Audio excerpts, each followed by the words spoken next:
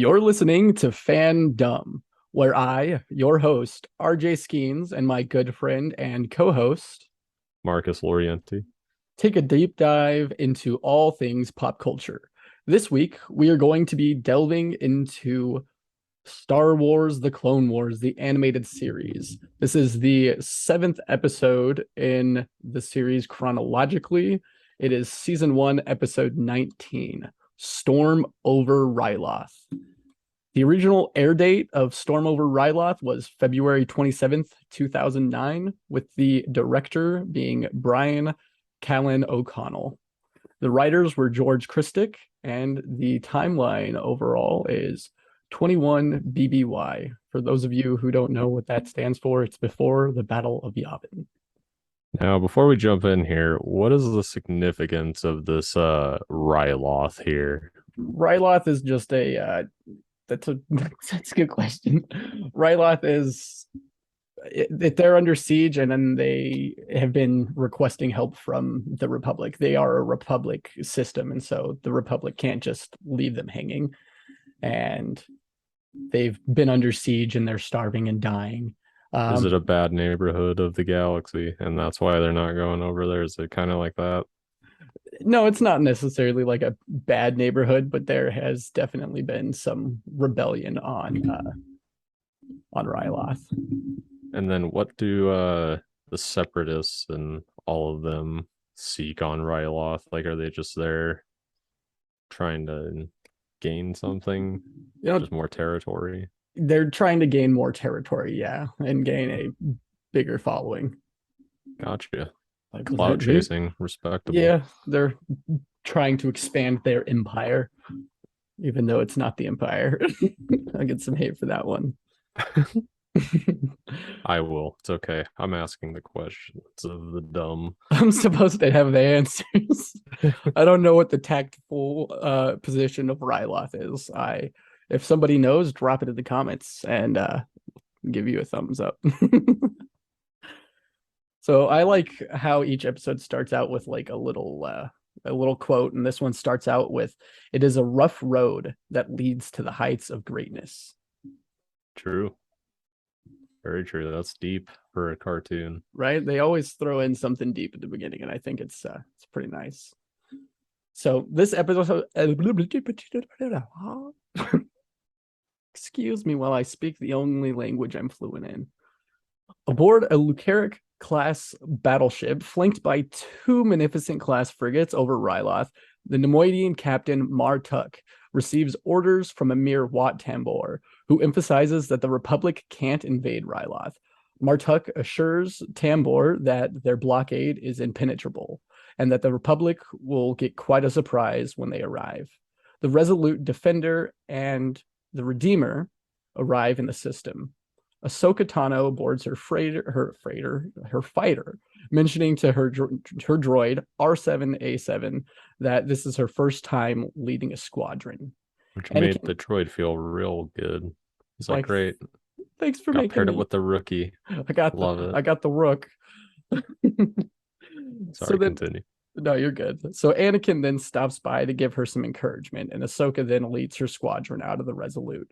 Her squadron does their check-in, and receiving the orders from Anakin and Admiral Yularen, she charges the Separatist blockade, leading Axe, Slammer, Kickback, Tucker, and Swoop. Don't those just sound like space biker names? They do, kind of, don't they? So I'm Axe and Slammer. This is Kickback, Tucker, and that Swoop. We're going to the salty spittoon after this. He's all right. A Swoop back 3,000, and it's got long, straight pipes. They're all. How tough are you? How tough are you? So after cutting a path to the lead Separatist ship, Ahsoka advances with her group. However, 4 more Magnificent class frigates suddenly jump out of hyperspace and join the blockade. Admiral Yularen and Anakin both order Ahsoka back to the ship, but she stubbornly insists on pushing forward. I wonder who she learned that from. Hey, Anakin. True. Tucker's V-19 Torrent Starfighter is destroyed by the advancing Vulture droids, and Ahsoka finally obeys the order and turns back after multiple attempts from Anakin trying to get her there. Honestly, those vulture droids were some of the sickest things I've ever seen in Star Wars, and Dude, I need to see more of them because those were menacing. If I saw that flying in the sky and it comes down, it's like it becomes a mechanical spider. I'm like, oh hell no, I quit the war right there. Like that is intimidation. I can respect that. No, that's the Vulture droids are terrifying. They really are. So the Vulture droids begin to sacrifice themselves and ramming themselves into the Resolute. One droid heads for the cruiser's bridge, and Admiral Yularen is severely injured. After losing Axe, Ahsoka and what remains of her squadron make it back to the Resolute. The Redeemer is far too damaged to retreat and falls apart, but the Defender and Resolute manage to make a jump to hyperspace.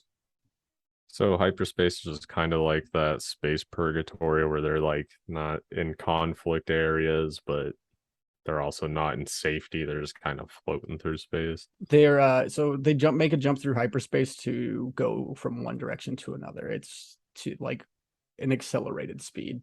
It's like Oh, okay. a warp drive.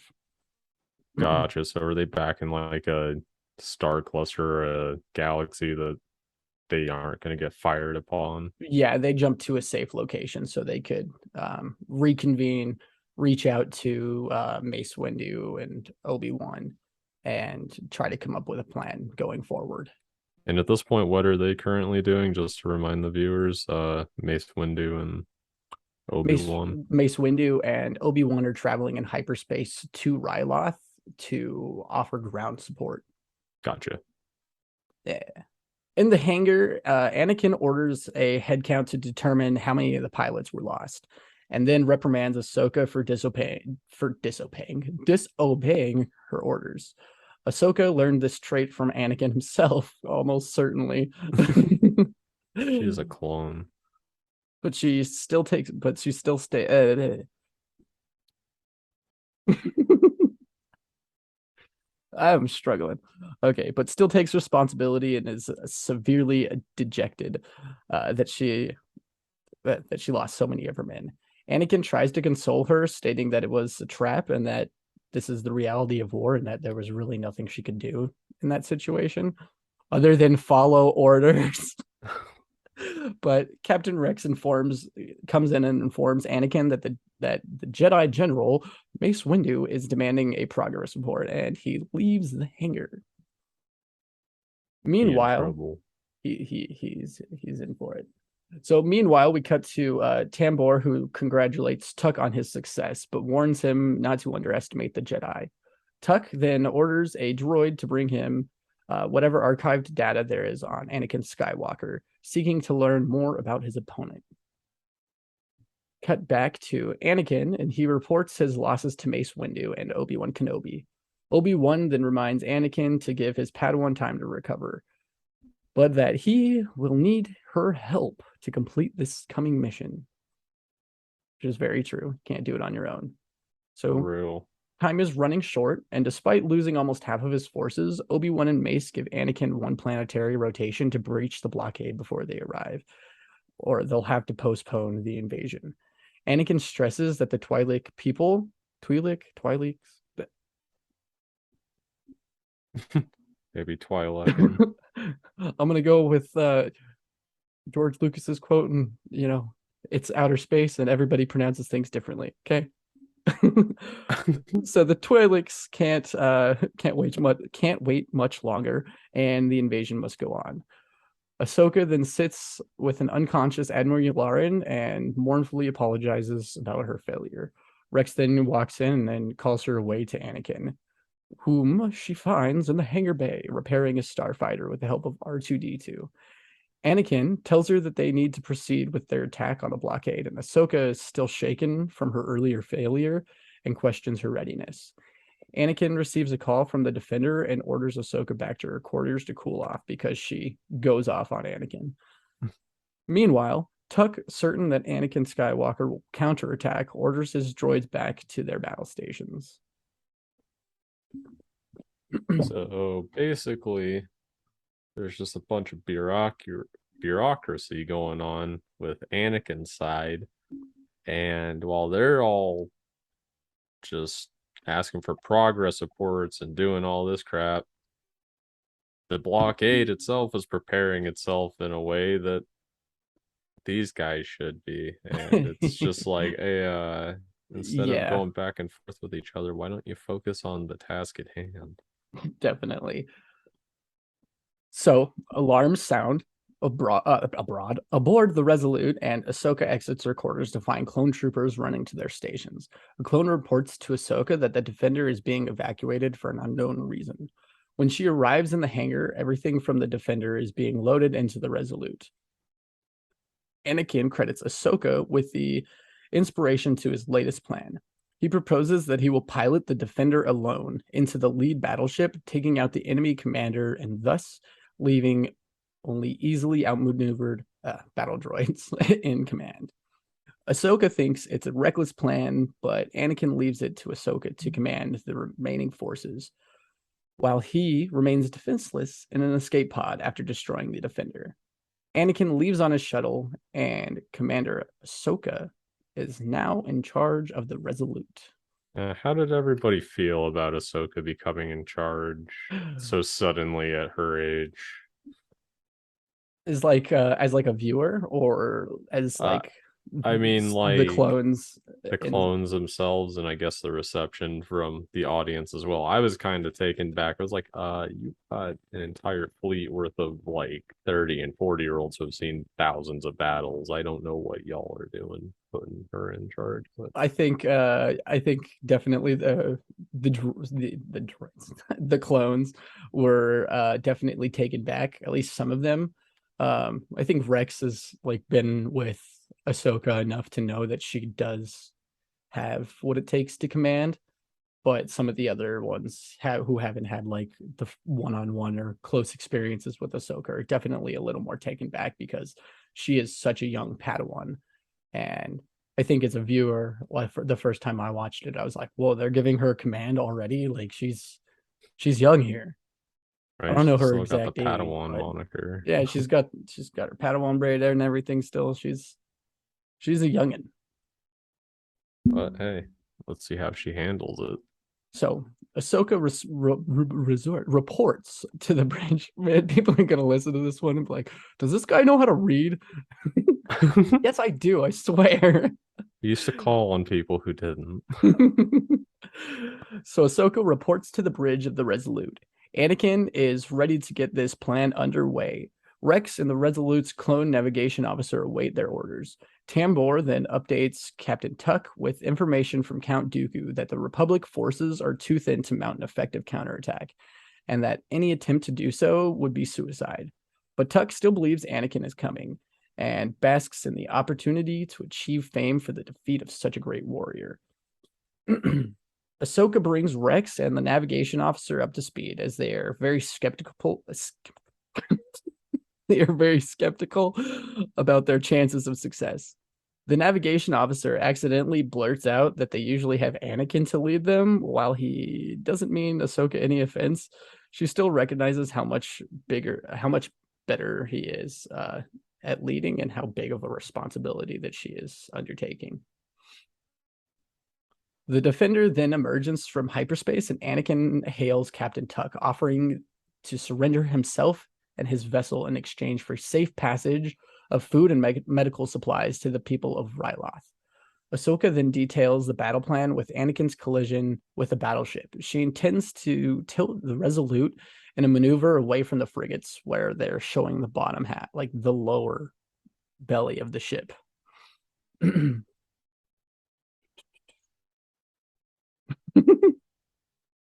So basically, Anakin is trying to both cause a distraction, but also ram the ship and the captain took while getting the people of Ryloth some backup Yeah, because they've been stranded basically for absolutely. this entire time. Yeah, they've been under siege and just being held captive, and they're starving and dying, and they have been requesting Republic aid for some time. And the Republic is obviously, as you see, they've been trying. and they're at the Twi'leks are at their breaking point. Hmm. And it seems like this entire plan hinges on Ahsoka coming through on her back end part to get Anakin retrieved from that space pod that he's basically suiciding out into. Yes, pretty But much. It's her plan. Like it was her plan to like raise the belly of the ship and everything like that, and to lower like put all the shields down there and then outflank the other frigates when they come to attack the exposed ship. And it comes down to a lot of Ahsoka really being able to capitalize on her part, because nice. Anakin his part's almost foolproof. He's just got to get out in time. Right, and he's Anakin. He can do close combat. He can fly. He is not worried about himself. This is more of a test for Ahsoka. Yep, exactly. That's exactly why he was like, I'm going to do this, and I'm going to sit in this escape pod, and I'm going to make her own up to what happened, and take the command that I know she can. Right on. Good way Mm-hmm. to prove herself. Exactly. So, as I was saying, she intends to tilt the Resolute and maneuver away from the frigate, using it as a screen to launch fighters that would then defeat the remaining ships. The navigation officer is doubtful and suggests that taking time to come up with a better plan is would be wiser. Ahsoka then asserts herself that these are her orders and that Anakin is counting on her, but then corrects herself and says that he is counting on them. Admiral Yularen then returns to the bridge and supports Ahsoka's decision and giving her a much needed confidence boost. We then cut to a battle droid who reports to Captain Tuck that the scans of the Defender reveal it to be heavily damaged with all power diverted to the forward shields. But there's only one life form aboard. Tuck then realizes Anakin's deception and the Resolute emerges from hyperspace. Nice. Right? Anakin then heads the Defender straight for the Separatist flagship. Ahsoka heads off to command the fighters, and Ahsoka heads off to command the fighter squadron, leaving Rex and Admiral Yularen in charge of the Resolute. Anakin then leaves the Defender with R2-D2 and boards an escape pod. Captain Tuck orders all cannons to fire upon the Defender, but it is already much too close to do any good. And he and he then escapes from the ship. The Defender pierces the center sphere of the battleship. The Resolute moves into a position, and Ahsoka leads a squadron of Y-wing starfighters towards the blockade of what is it? I think it was like 6 other frigates. Yeah, and then the main ship, or which Anakin just took out. hell yeah. Right. So she leads her Y-wing starfighters towards the blockade. The battle droids, leaderless and confused, managed to order a basic attack on the Resolute, but the Republic Y-wings and the V-19 Torrents managed to rip apart the remaining ships in the blockade because they're just low-class mindless droids. So following this, Acclamator transgalactic military assault ships carrying Obi-Wan, Mace Windu, and their troops emerged from hyperspace. Obi-Wan contacts Ahsoka, making a wry comment on the state of Anakin's invasion fleet, and asks why says he doesn't even want to know why he's in an escape pod. Rex, being sassy Obi-Wan that he is. I'm being real. If you see Anakin in an escape pod, the plan went through just according to plan. It went according to plan. Better actually. He's alive. He's alive. Yes, he's not dead. Then Rex dispatches a shuttle to pick up Anakin's escape pod, and that's the end of that episode. Honestly, I like that episode. It's pretty action packed compared to a lot of the episodes we've delved into so far. Oh, absolutely. I also like that Anakin kind of took over the Obi-Wan role in that episode. He basically is trying to teach his Padawan the basics of what like goes on in a war besides just the battle. And there are plenty of lessons to learn, even if you did have small victories, but definitely letting her take over that ship gave her a lot of confidence going forward. And Absolutely. if he didn't do that, then I feel like it would have hindered her later on. But ultimately, I feel like she's walking in the same footsteps that Anakin is walking in with Obi-Wan. So Absolutely. That was a really cool. fantastic comment. I can agree with that 110%. If Anakin had taken command instead of, Ahsoka, allowing Ahsoka to do that, that would have been like detrimental to her character development and just her confidence leading forward in the series. I would agree wholeheartedly. And I'm starting to see why you like Ahsoka as a character, just because in the few short episodes we have covered, she's maturing a lot for her age, even if Mhm. she is gifted and even if she is like above and beyond like what other people in her class are.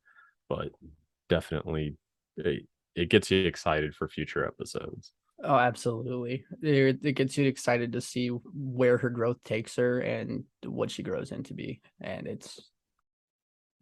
I'm excited for you to see Right. what happens going forward because Most it just gets better and better in my opinion.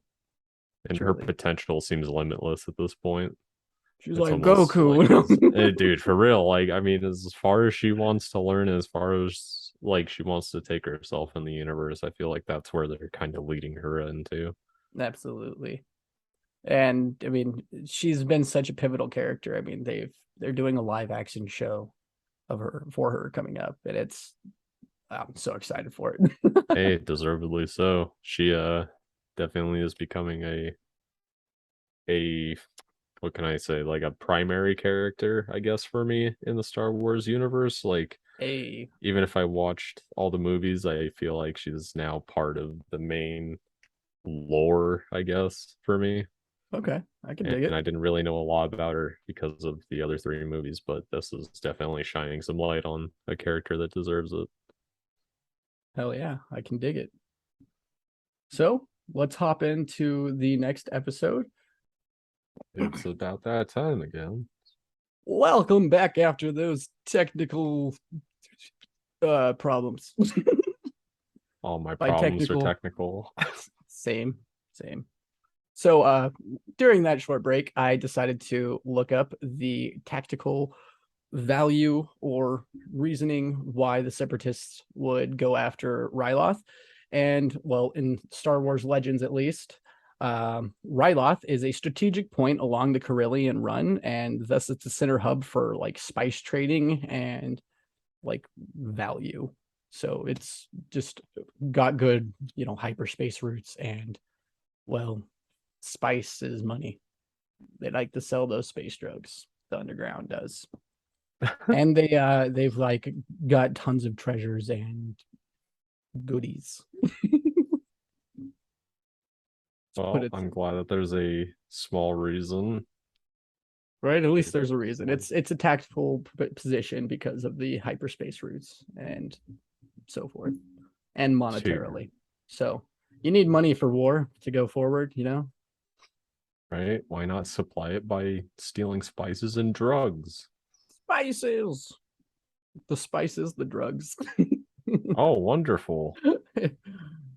Yeah. Season with your heart. Season to your heart's content. You take too much, you might die, though. So, aboard an Acclimator class transgalactic military assault ship, Mace Windu tells Obi-Wan Kenobi as he boards the Crumb Bomber.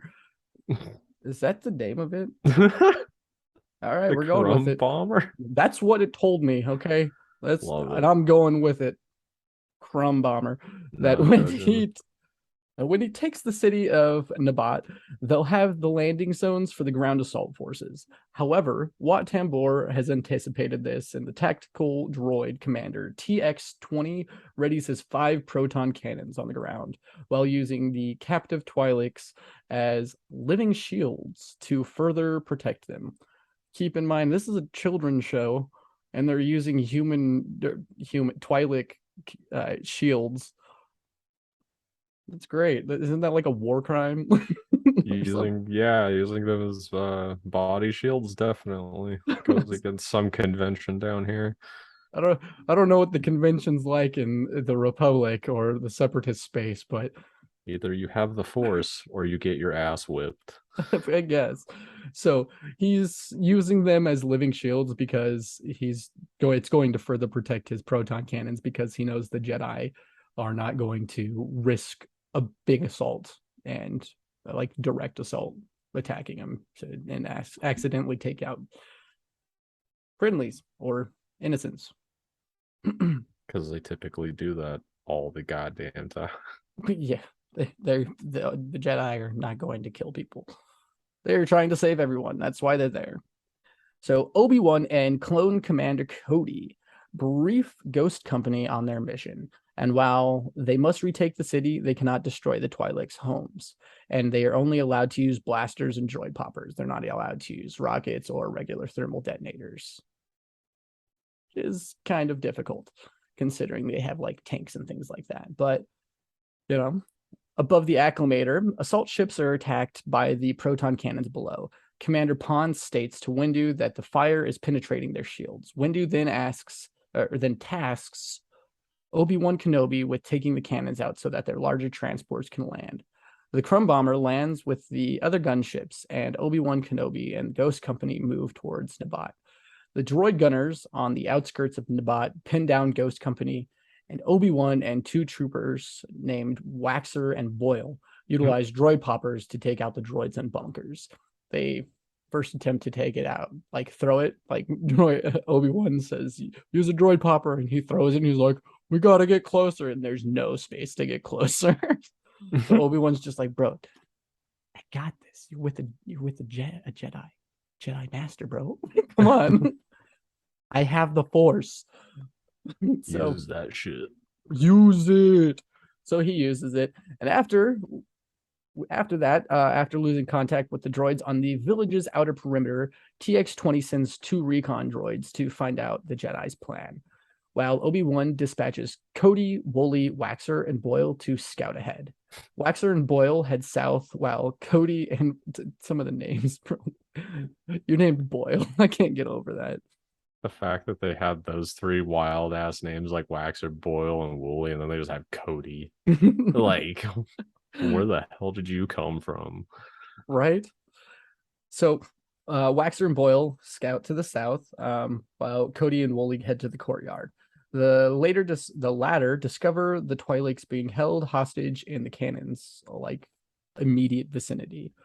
Obi-Wan, speaking to Windu via hologram, explains that the hostages will make the mission difficult but not impossible, and hits upon a plan to disable the guns without letting the hostages come into any danger. Unfortunately, a recon droid broadcasts their conference to TX-20, who recognizes General Kenobi and begins researching his opponent, finding that the general is known for deceptive maneuvers. Oh, yes. TX-20. Wasn't that my calculator in school? I think I had one of those too.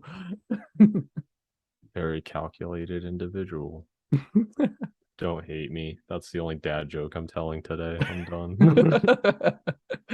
Waxer and Boyle then stumble across this young Twi'lek orphan named Numa, who is at first fearful of both of them. After they remove their helmets, Numa relaxes a bit. I think it was, Boyle walks up to her and he's like, goes to like poke her or something, and she bites his finger, and I just thought it was hilarious. She looked like a biter. She wild about those chompers. Yes. So after they remove both their helmets, Numa relaxes and she calls both of them Nira. And one of them takes out a ration bar and they give it to her because they see that she looks hungry and she's like looks pretty dang malnourished. Waxer and Boyle then move out to finish their scouting mission. Waxer doing so reluctantly, but Numa follows the two clones after doing like a little dance of like, do I hide here where I've been safe, or do I follow the people who gave me food? What do I do? So she follows the two clones. Waxer's still worried about her, while Boyle tries to keep him focused on the mission. Numa somehow gets ahead of them. She's this sneaky little girl who's lived on the planet her whole life, so Obviously, she knows the corridors and how to get around you quickly. Uh, but the clones don't put two and two together because, well, I just don't. they just don't. Head shake. Fuck it. Those of you just listening, head shake. um, Numa somehow gets ahead of them and leads them to a sheltered building that was once her home. Waxer and Boyle, moved by the loss the war has inflicted upon this child, take it upon themselves to keep her safe. TX-20 reveals his plan. We cut to TX-20 revealing his plan to use starve gut curs to take out the Republic forces. Back at the Republic camp, Cody has noticed Waxer and Boyle's absence and broadcasts a long-range transmission to contact them.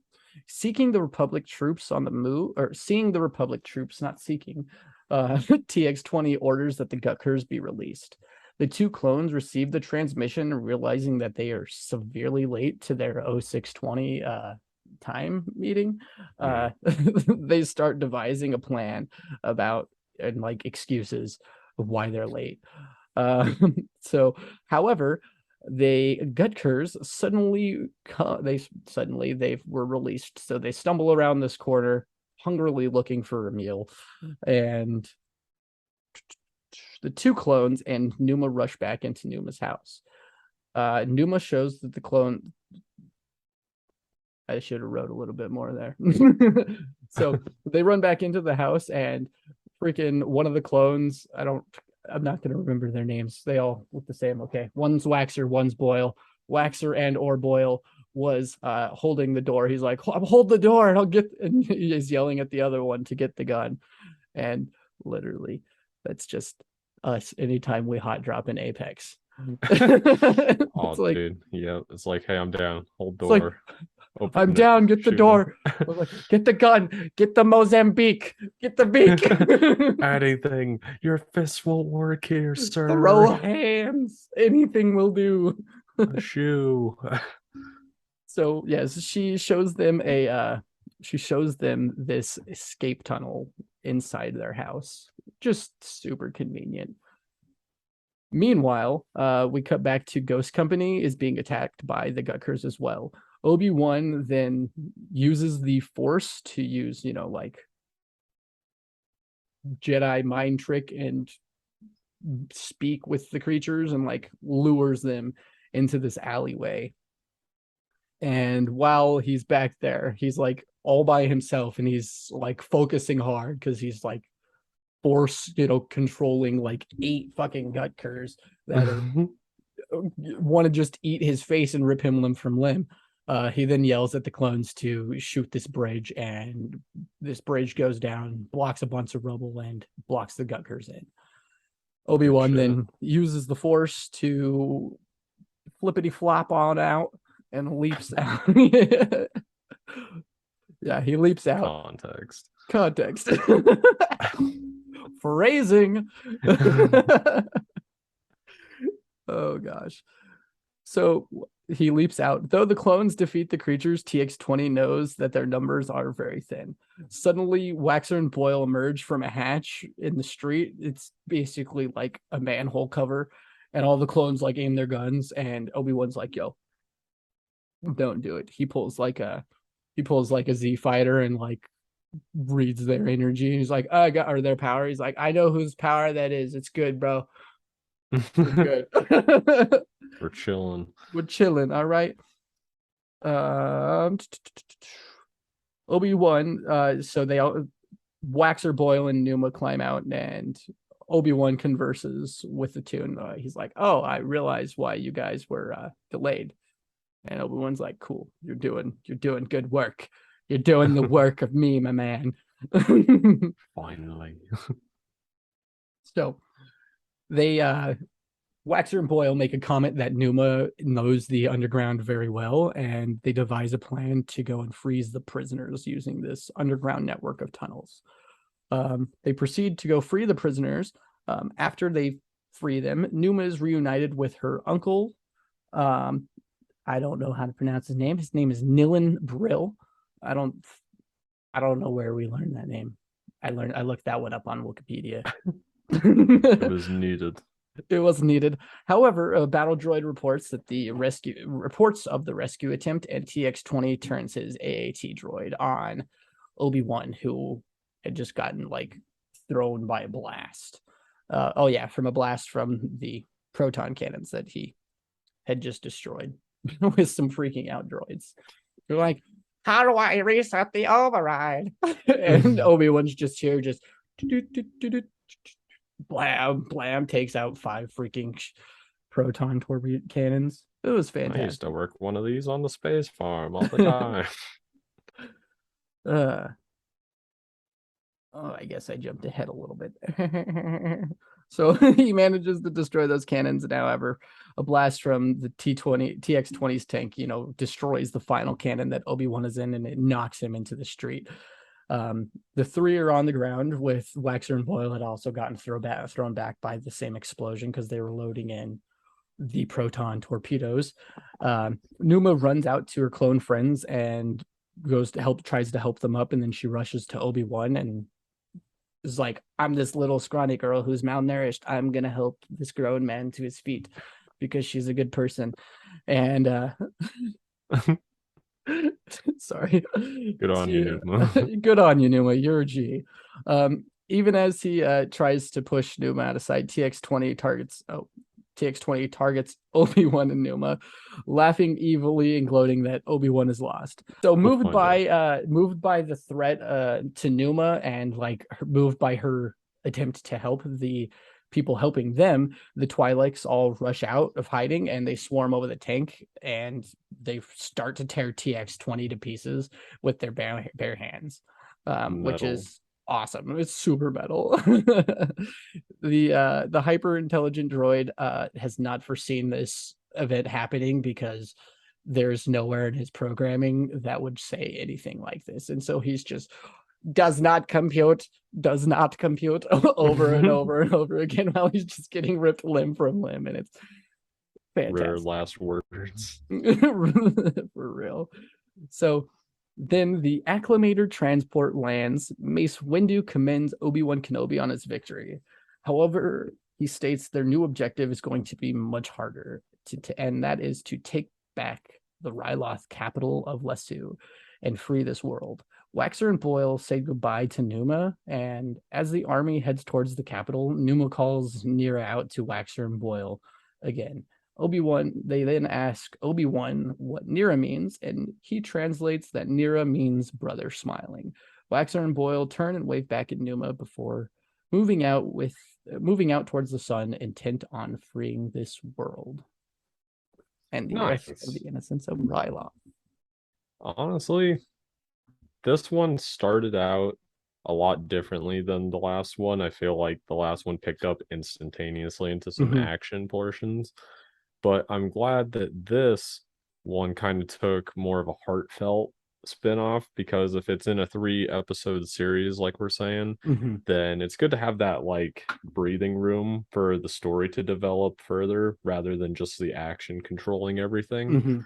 The introduction of Numa was okay. I'm not going to say she's like an impactful character for a lot of the main characters, but I definitely feel like she gave Waxer and Boyle a lot more feel to them. I can absolutely agree with that. She's not necessarily meant to be like a pivotal character in the story coming forward. I think her role was to give us an understanding of the people of Ryloth and the experiences that they've like gone through to this point, and like what's happened to them, and show the like personal loss in Ryloth, and that she doesn't find her parents, she finds her uncle. The first time I watched these episodes through, I thought that was her. I thought it was her dad. So yeah, when I looked it up, I thought it was cool to find out that it was her uncle. I mean, sad. Not cool. It shows the losses of war and stuff, and it goes back to the original quote that you had stated in the beginning, that let me just get it. The cost of war can never be truly accounted for, and that's just one of the things, is the lost people that you'll never get back, and the wrecking of your homeland. But ultimately, there's hope in the future, and that's shown in Waxer, Boyle, Obi-Wan, and all them. Oh, absolutely. I can agree with that 110%. Yeah, ultimately, I mean, it was a good heartfelt episode with a little bit of action mixed in, a little bit of strategic planning, Some and character development. Get to yeah. know a couple more clones. Get to see a dude with a funny mustache. Yeah, that mustache threw me off. I was like, oh, okay. Boyle's mustache. He needs to fix that. Maybe he's hiding a Boyle. Hey man, it probably I think plot I'm onto armor. something here, man. I I think you think I'm onto are. something. Spoiler alert. Who knows? Who knows? Find out next time on Dragon Ball Z. Okay. On the next exciting episode of Dragon Ball Z. All right. And now we are going to be moving on to Season 1, Episode 21, Liberty on Ryloth, which is the 10th episode in a chronological order if you're skipping filler episodes. Which I think is not necessarily a bad idea, because some of those filler episodes can be kind of cringy. They're fun, but there's a lot of Jar Jar. Get him out of here. Get out of here. So this episode starts out with a quote, as usual. Compromise is a virtue to be cultivated, not a weakness to be despised. Deep. Deep like the Marianas Trench.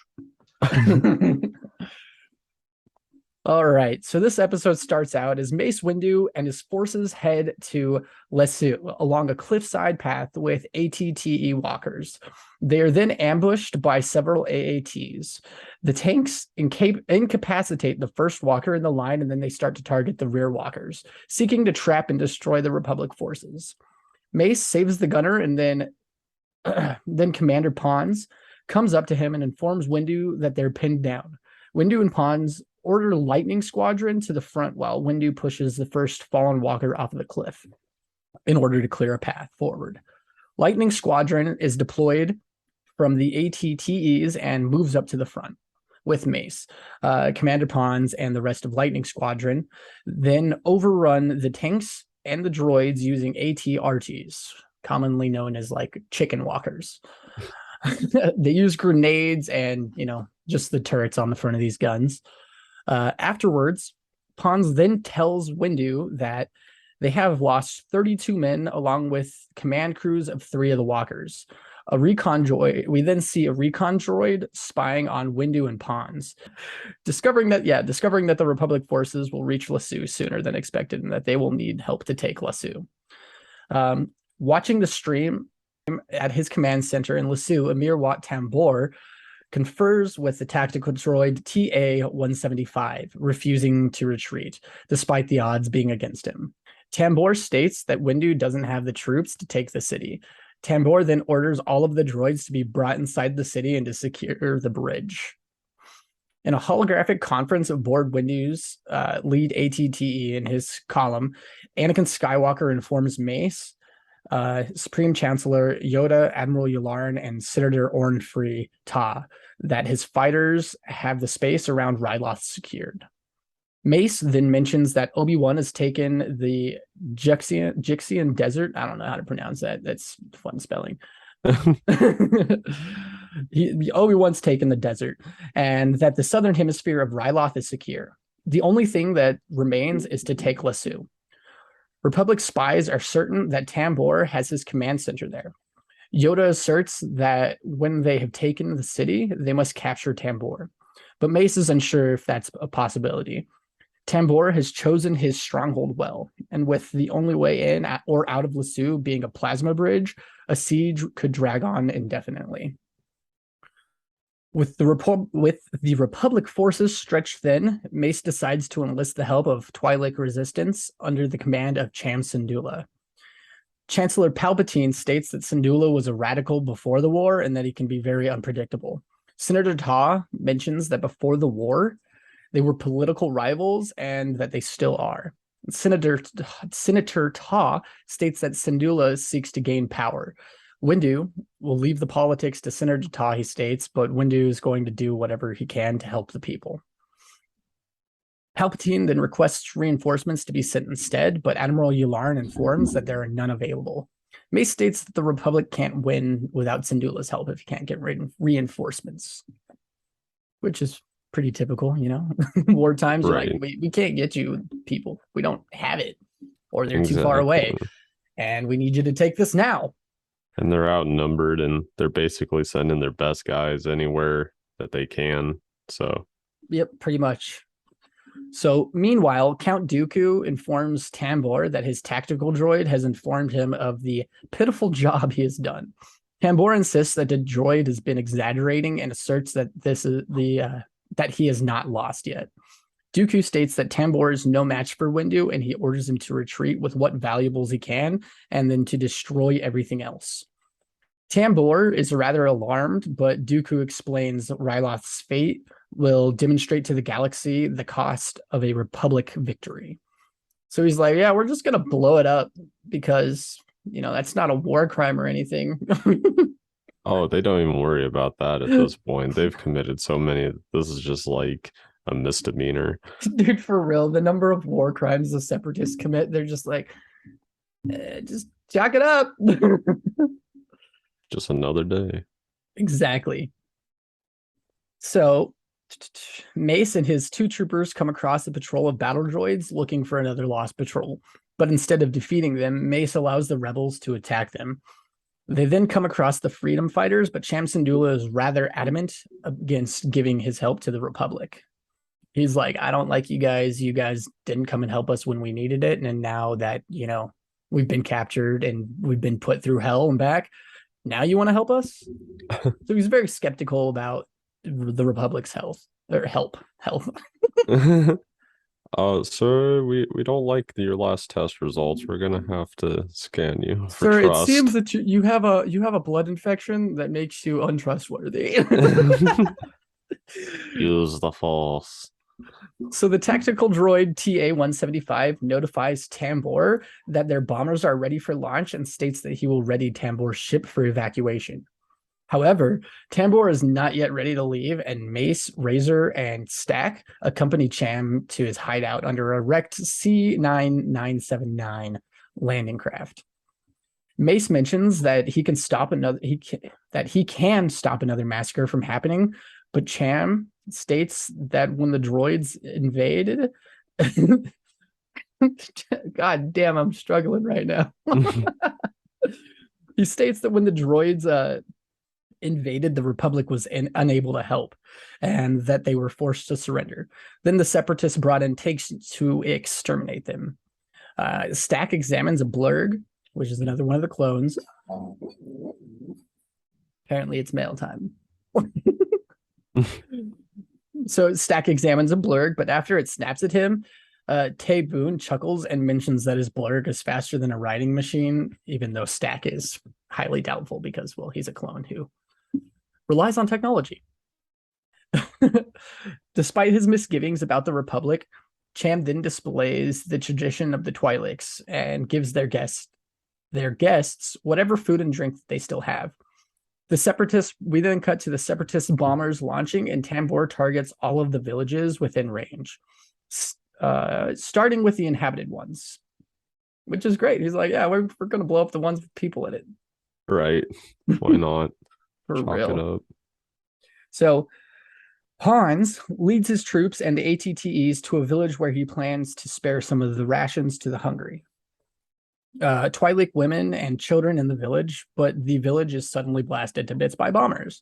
Cham then tells Mace that he doesn't trust Senator Ta, despite the fact that the clone troopers will stay for a while after the war to ensure security and to keep the peace. Cham insists that another armed occupation is not a free Ryloth, which makes 110% sense. Syndulla then asks how long will it be before the Fighting Republic and the Jedi leave. As the two receive a report from Pons about the destroyed village, Tam decides that he will speak to Senator Ta. So he's like, okay, they're attacking my people. I guess I've got to do this because I want my people to survive and not be freaking murdered. Right. So we then cut back to Tambor, who oversees the loading of valuables onto a shuttle by Twi'lek slaves. A droid tells Tambor that the two transports are still coming in from the south sector. Thus, Tambor decides to wait for the last of these valuables of the world to arrive and to be loaded onto his shuttle. Much to the fury of Dooku, who wants him out of the city before the Republic arrives. Once Windu has invaded the city, Dooku orders it to be bombed from afar. TA-175 agrees that he will do so despite what Tambor wants. Because Tambor's like, dude, we're waiting. We're not gonna. I give you the orders, not Dooku. And he's like, droid's I like, got my orders. Dooku's the head honcho, but I'm listening to Dooku. He signs the check and I cash it. Okay, bye. So Cham and Senator Ta engage in a holographic conference, and they begin to verbally spar back and forth. Mace then regulates the conference, and Anakin reports in that his fighters are trying to destroy the bombers, but there are far too many. Mace instructs him to destroy the bombers, and then he needs to meet him at the Capitol. Anakin then continues to engage the bombers with the assistance of his Padawan Ahsoka Tano. With the assistance from Mace, Cham and Ta reach an agreement.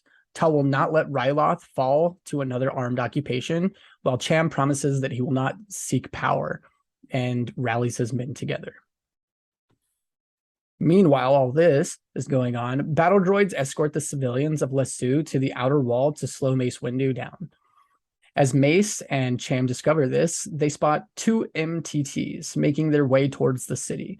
Cham reports that his spies say that they are filled with stolen treasures and that they decide to use them to get across and to activate the bridge, despite the chances of being scanned. Mace, Razor, and Stack slice a battle droid on an STAP and enter the rear transport. While Cham prepares to lead the attack, Mace then orders pawns to create a diversion and get Lightning Squadron ready for the attack. The plasma bridge is activated for these transports, and they begin to cross. Tambor prepares to leave with the last of the treasures. However, the battle droids scan the transports, and they pick up an anomaly in the second transport, which happens to be our 3 people. Nice. Right? As the droids open up the transport doors, Mace and the troopers exit the transport and destroy the 2 battle droids in a surprise motherfucker kind of moment. While the Republic forces begin to open fire, the bridge is then deactivated, and Mace uses the Force to force push / throw Razor and Stack across the bridge. Mace then uses an STAP to get to the other side by doing some hardcore action movie scene stuff. And the battle droids begin to attack the 3 of them. Mace orders the troopers to get the bridge back up, and all while he holds the droids off. And Cham begins his charge. Mace takes out an entire droid squad and a tank on his own because he's Mace Windu, and that's typical Mace Windu fashion. He does this while Razor and Stack get up to the bridge just in time for Cham. Pawns and their forces, in time for Cham, Pawns, and their forces to cross. The citizens of Lesu wave happily at the passing freedom fighters. Mace instructs Cham to take care of the droids while he finds Tambor. The freedom fighters and Lightning Squadron take out the remaining AATs and the droids quickly. In the control room, both Razor and Stack are ambushed by several battle droids and some commando droids, but they defeat them in typical fashion. TA-175 lifts off in his shuttle without waiting for Tambor, much to the latter's surprise, because Tambor is a freaking idiot. He's like, he said he was going to leave without me. What do you mean he's leaving without me? I just think it's great, too, how he's literally like 30 seconds behind him, and he just gets to watch his ship take off. So as he's taking off, TA-175 reports to Dooku regarding Tambor's refusal to retreat in time. Despite this unfortunate setback, Dooku gives the order for the bombers to destroy the city immediately. Mace subdues Tambor's 2 super battle droid guards and holds Tambor at bay. Tambor then tries to reason with the Jedi, but Windu refuses since he has the upper hand. Tambor then states that a surrender is unnecessary since the bombers are coming, and they both will perish for the glory of the Separatist Alliance. While the bombers approach, Anakin and Ahsoka attack and destroy them. Freedom fighters and clone troopers surround Tambor. Tambor then asks Cham for his terms of surrender. Cham then looks at him coldly and states that they are unconditional, and Tambor reluctantly agrees. Syndulla then thanks Mace Windu for freeing his world. Then later, Cham and Senator Ta wave to the people in a parade with both the freedom fighters and the clone forces, with Windu and Pons watching in satisfaction. And Ryloth has been freed. Hell yeah. Boom. Mic drop. I think it was a nice finish for like a 3-part like episode series. I want to call it like the Ryloth arc. I agree. Honestly, Ryloth was pretty cool. Mace Windu stole the show in this episode. Oh, absolutely agree with that. Mace Windu is a G. And honestly, Mace Windu so far in Star Wars, the parts that I've seen, has been one of my favorite characters. Part of it is this purple Nice. lightsaber. Do you have a reasoning of why it is purple? I've never seen another Jedi with a purple one. Yeah, so Mace Windu, his lightsaber fighting style is a far more aggressive lightsaber form, and it touches base on like aggression, and which is a form of the dark side, and so it kind of bleeds some of the red from the dark side like lightsaber into his light side blue lightsaber, thus creating the purple hue. Okay. Yeah. Got some of the color spectrum intersecting with some Star Wars lore. I can appreciate that. Right. But I mean, that's what all of us Star Wars fans come up with and will say. But I think if you ask Samuel L. Jackson, he just wanted a purple lightsaber. And He's just like, George this will look Lucas, cool as shit. he's like, this is going to look dope. And nobody had it. And George was like, all right, we need Samuel L. Jackson for Mace Give Windu. him what he wants, whatever he wants. Give Sam what he wants, okay? And I can appreciate it. It was seeing that purple lightsaber for the first time, my jaw dropped. I was like, shit. Right. And then in this episode, like he shows off how strong he is with the force. He knocks over it. I don't know what the exact model of one of the AT or TEs or ATs, whatever. But this thing's like a giant tank, and he literally just is like fault, and that shit just falls apart. One of the AATs, yeah. He's a monster. He's a force to be reckoned with. Truly, but Like, I'm gonna get yelled out for that pun, but I like it. Anytime I see a chance for a pun, I'm gonna take it. And so he's there with 2 members of Lightning Squadron. What is the significance of Lightning Squadron? Are they like heavily involved in this series overall, or is it more so just the Ryloth arc? I believe that Lightning Squadron is just part of the Ryloth. I think that they I don't know for 110% fact or for certain, but I believe that Lightning Squadron is under Mace's command. Like they're just a smaller squadron under his full like troop command. Like Obi-Wan Kenobi is in charge of the 212th. Anakin Skywalker is the general of the 501st Legion. I don't know what Mace's is numbered. I could look it up and I'll tell you guys on next episode.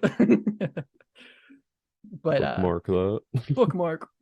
Yeah, I think I don't want to say 110% sure, but I believe they're just involved in Ryloth. We might see them at a later point, but I don't think so. Sounds good.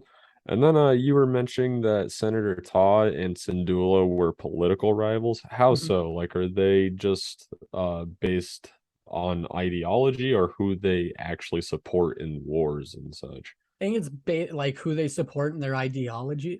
Ideologies.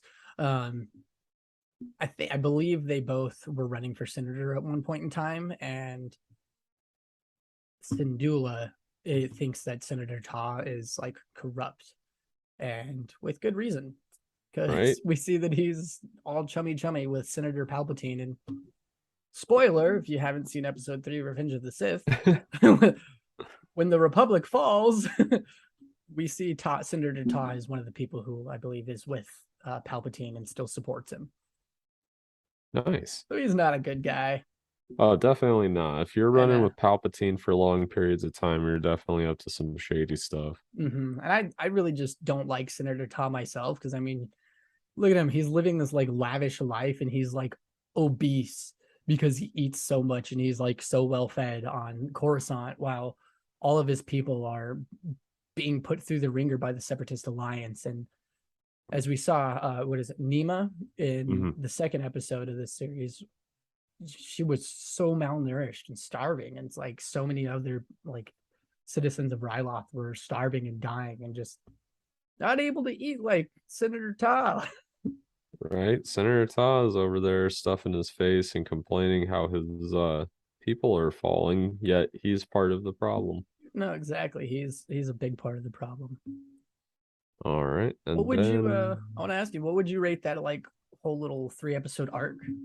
honestly, Give it a as a rating. whole, I appreciated it because it gave you a better insight as to the smaller war affairs in Star Wars. Mm-hmm. It showed the importance of even the smallest planets, some who don't have a lot of representation in the Senate, who don't have a lot of power going for them, so they're basically just enslaved. Ultimately, I would give it like a 7.7 out of 10. Nice. Is That's a good pretty score. solid. Nice. Uh, always feel like anytime Mace Windu appears, it adds a few points just because he's gonna mess everything up in sight You know some good in a stuff's good gonna go way. down, yeah.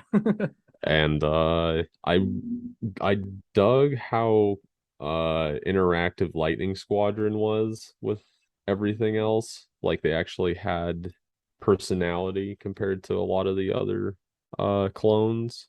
Absolutely, I can agree with that. And yeah, ultimately I think it was one of the better arcs in this series. It got me excited for the next episodes to come. It wasn't a lot of dialogue that was not important to the storyline. It all kind of blended together, and I feel Right like on. 7.7 also gives it some room for improvement later on down in the show. So Absolutely. I think we're going to skip the season finale of this episode of this season, and the next episode we're going to hop on to is Holocron Heist, which is actually a really exciting episode. So I think these like 3 episodes are a nice build up for the next one. It just continues to build the hype and the intrigue, and just honestly, it shows more of the corruption inside of like the Senate and things like that. and now for someone who has seen this before, what would you rate the first season as a whole for this series? Because I feel like as any show, it takes a little bit of time to build up the characters and Mm-hmm. build up the entire atmosphere, but we're so used to the Star Wars universe that some people may find it too slow in the beginning, but I thought it was pretty good. Mm-hmm. So as a whole, what would you say the season is like? This whole first season, I'd rate it like, that's a good question, 6.5, maybe a 7. Just because, like you said, it is a little slow starting up, and I don't know if this is 110% fact, but my theory is they didn't know what the reception like was going to be on this show. And so the first season or two is really, it just kind of jumps around a lot and it's not in chronological order. So you're just getting a lot of stuff out of order. And I think they were just telling war stories because they're like, okay, this is really cool. And this is what a lot of people ask for. They want to know what happened during this. And they're just like, all right, we don't know how long it's going to go on for. So I think I'd give it a 7 because Okay. it's not the most, it's hard to follow if you watch episode 1 through, 21. Yeah, 1 through like 20 or 21. Right, But you lose track with all the Jar Jar. yeah, you lose track with all the Jar Jar and the jumping around. It's like certain places, certain episodes will take place well after some episodes, and some will take place well before. So it's a little jumbled. Um, yeah, I think as the seasons progress, I think it gets so much better. The It animation has. quality just continues to go upwards, and the character development continues to just go upwards. I think my favorite character, like you already know, and I think probably everyone else already knows at this point, is Ahsoka Tano. because her character development is truly one of the more pivotal characters in the entire series. I'm excited to get back to having her as the main focal point. Yeah, me too. Well, I think that squares everything up pretty much. Unless you have any other questions about these episodes or anything else that we've watched. Honestly, not. This has been pretty comprehensive. I like the note layout that we have. It's a good summary. I like how we go along with the entire episode. That way, the viewer, if they haven't seen it, they get an idea of what we're talking about later on. And honestly, it's going pretty good. I'm excited for season 2. Freedom for Ryloth. Yeah. Hell yeah. Feed the people. Free the people, feed the people. Come on, Ta. Give them some food, man. Exactly. All right. Well, thank you guys for joining us for another episode of the Fandom Podcast. I am your host, RJ Skeens. If you want to check me out on social media or anything like that, hit me up at RJ_Skeens. Marcus, you want to plug anything? Yeah. I mean, I've been popping off on Twitter, TikTok, and YouTube lately, getting some consistent content out there if you're into gaming and stupid narrations. Just follow at Strafe Surge, STRAFESURGE on all platforms, and you will find me doing stupid rants about video games I somehow play after 3 years of hating. I strongly suggest checking out Marcus's YouTube and TikTok. It is absolutely fantastic. If you like to laugh and you play games, you will absolutely relate to what he's saying. 110%. Appreciate that. And if you don't agree with me, let me know in the comments and I'll tell you you're wrong. It's okay. I know I'm subjectively funny. And if you guys want to check out the podcast on social media, we're right there at the Fandom Pod. If you want to shoot us any suggestions, drop it in the comments or send us an email at fandompod343@gmail.com. And we'll check you guys next week. Peace out. May the force be with you.